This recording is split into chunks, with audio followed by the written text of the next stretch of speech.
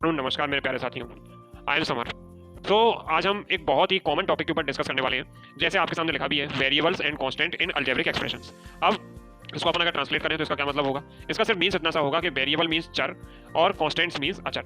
आपने गणित जब भी सॉल्व किया होगा, मैथमेटिक्स जब भी आपने सॉल्व किया होगा, मेनली अलजेब्रा हो गया या और भी टॉपिक्स हो गए, तो उनमें आपने कुछ क्वांटिटीज ऐसी देखी होंगी, कुछ राशियां आपने देखी होंगी जो एक्स के रूप में लिखी रहती है। मतलब यहाँ पे आपने देखा होगा ये आपका एक्स लिखा है, ये भी आपका एक्स लिखा है। जैसे कई आपने देखा होगा, जैसे लिखा है 5y² माइनस 5y प्लस 10। सो आपने इस टाइप से कई बार आपने एक्सप्रेशन देखे होंगे, कई बार आपने इक्वेशन समीकरण आपने देखी होंगी जहाँ पे हमें एक्स के रूप में चीजें दिखाई देती हैं, कुछ नंबर दिखाई देते हैं, कुछ एक्स वाई जेड एबीसी के रूप में दिखाई देते हैं। तो आखिरकार इनका कॉन्सेप्ट क्या है अपन जानते हैं। आइए, तो सबसे पहले अपन इसके बारे में डिस्कस करते हैं चर। तो चर का मतलब क्या होता है कि जिनकी वैल्यू हमारे पास फिक्स नहीं है या जिनको हमें फाइंड आउट करना होता है, जो हमें निकालनी होती है। ठीक है ना, मतलब जिनकी वैल्यू हमें पता ही नहीं है। तो जिनकी वैल्यू पता नहीं है वो क्या कहलाते हैं? चर कहलाते हैं। जैसे यहाँ पे आपके आगे लिखा है 52x² माइनस 9x प्लस 36। तो क्या आपको पता है कि x की वैल्यू कितनी है? यहाँ पे नहीं पता। जैसे मुझे नहीं पता कि x की वैल्यू यहाँ पे 2 है, 3 है, 10 है, 12 है, नहीं पता। तो जिनकी वैल्यू हमें पता नहीं है, जिनकी वैल्यू कुछ फिक्स नहीं है कि क्या होगी, हमें खुद नहीं पता, मतलब हमें फाइंड आउट करनी होती है, ऐसी क्वांटिटीज आपकी चर कहलाती हैं। अब नेक्स्ट देखेंगे अचर। तो अचर इसके जस्ट विपरीत, जो हमें पता है। जैसे 52, तो 52 तो हमें पता है 52 ही रहेगा, चाहे उसको अपन चाहे उसको इस इक्वेशन में देखें चाहे किसी और इक्वेशन में देखें। तो हमें एक बात अच्छे से पता है कि 52 हमेशा 52 रहेगा, मतलब इसकी वैल्यू में कोई परिवर्तन नहीं होना, कोई उसमें चेंज नहीं होना, मतलब ये एकदम फिक्स है। और ये हमें फाइंड आउट भी नहीं करना, फाइंड तो हमें एक्स वाई जेड करना होता है। तो मतलब क्या हुआ कि ऐसी क्वांटिटीज जिनकी वैल्यू हमें पहले से ज्ञात है, प्री डिफाइंड है, पूर्व हमें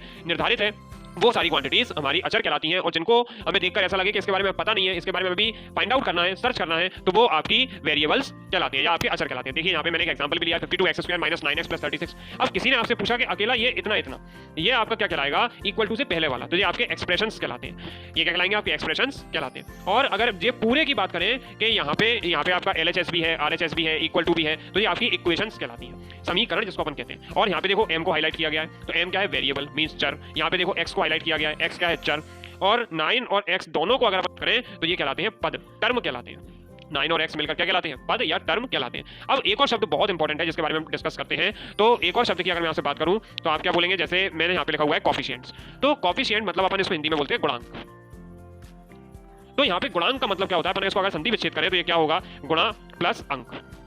तो मतलब क्या हुआ? एक ऐसी क्वांटिटी जो गुणा में लिखी हुई है, चर के साथ में जो गुणा में जो आई है, वो हमारे कॉफिशिएंट कहलाते हैं, इसलिए उसको हम गुणांक कहते हैं। देखो 7 यहाँ पे इनटू में आया है, तो 7 क्या होगा? गुणांक होगा। किसी ने पूछा कि x² का गुणांक कितना है, तो गुणा का अंक कितना है, गुणा कितने अंक से हुआ है, तो वो 52 कहलाएगा। ठीक है, क्लियर है? सो ये यहाँ पे अपने छोटी छोटी बातें अपने जानी कि चर क्या है, अचर क्या है, इक्वेशन क्या है। इक्वेशन तब बनता है जब इक्वल टू लगाया जाता है। ठीक है, सो ऐसे ही आई होप आपको ये समझ में आया होगा कि चर अचर क्या है। ऐसे ही और इंटरेस्टिंग टॉपिक्स के साथ में और इंटरेस्टिंग बातों के साथ में मैं आपके साथ में फिर हाजिर होऊंगा। अभी के लिए इतना ही। इसको अगर ये वीडियो अगर आपको अच्छा लगा तो अपने मैक्सिमम फ्रेंड्स के साथ में लाइक करें, शेयर करें। Thank you so much.